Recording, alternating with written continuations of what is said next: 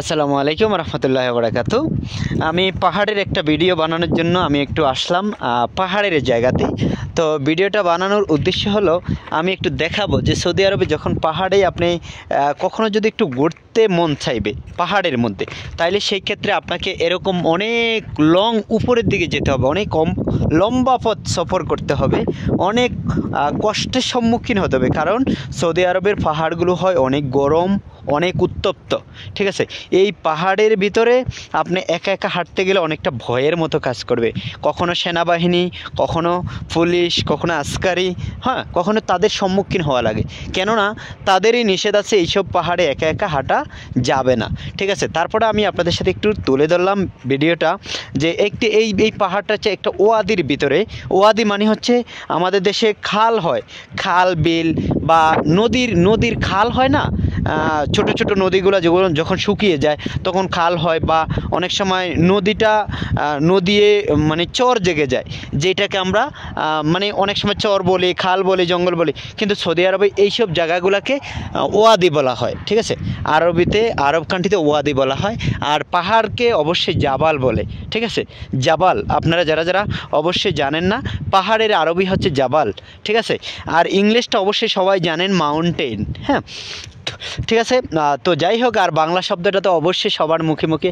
তারপর আমি আপনাদের সাথে একটু তুলে ধরবো পাহাড়, উঁচু পাহাড়গুলো। এই যে আমি সব পাহাড়গুলো একে একে করে সবার মাঝে একদম সুন্দরভাবে আমি একটু তুলে ধরার চেষ্টা করব। তো অবশ্যই এই পাহাড়ের অংশটুকু আপনাদের সাথে একটু যদি চিত্র না তুলে ধরি, তাহলে মনে হচ্ছে যে আমার এই পাহাড়ে আসাটাই আমার ব্যর্থ। কেননা এত সুন্দর পাহাড়ে যদি আমি আপনাদেরকে কিছু অংশ যদি আপনাদেরকে না তুলে ধরাতে পারি, কিছু চিত্র যদি আপনাদের মাঝে উপহার না দিতে পারি, তাহলে কেমন হয় বিষয়টা, অন্যরকম না। তো এই পাহাড়ের ভিতরেই মানে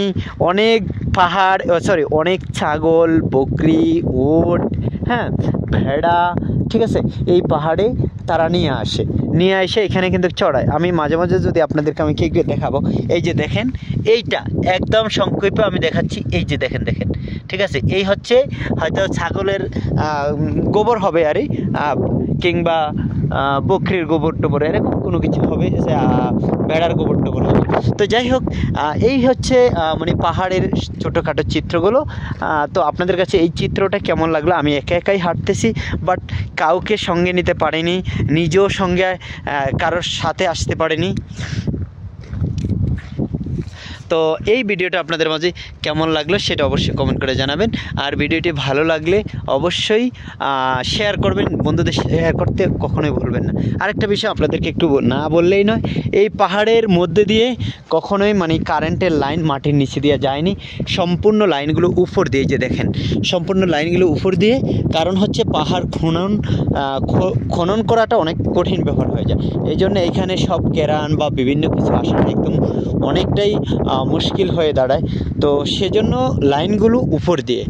তো এই হচ্ছে ছোটোখাটো বিষয়। এই যে সামনে একটা মাজরা দেখা যাচ্ছে, ঘরগুলোর সামনে একটা মাজরা, অর্থাৎ সবজির মাজরা হবে এরকম একটা কিছু। তো এই যে দেখেন পাহাড়ের উপরে ঘরগুলো, ঠিক আছে। এই মানে সৌদি আরব যখন আপনি আসবেন, কেউ যদি সৌদি আরবে আসে, সেই ক্ষেত্রে বুঝতে পারবেন যে পাহাড়ের কত সৌন্দর্য বর্ণনা। তো যাই হোক, ভিডিওটা আপনাদের কাছে কেমন লাগলো সেটা অবশ্যই কমেন্ট করে জানাবেন। আর ভিডিওটি ভালো লাগলে অবশ্যই লাইক, কমেন্ট, শেয়ার করতে মোটেও ভুলবেন না। টাইমলাইনে শেয়ার করে রেখে দিবেন সৌদি আরবের পাহাড়। হয়তো আপনাদের মাঝে এইভাবে তুলে ধরা কখনো সম্ভব হয়নি, তবে চেষ্টা করি মাঝে মধ্যে একটু তুলে ধরার জন্য।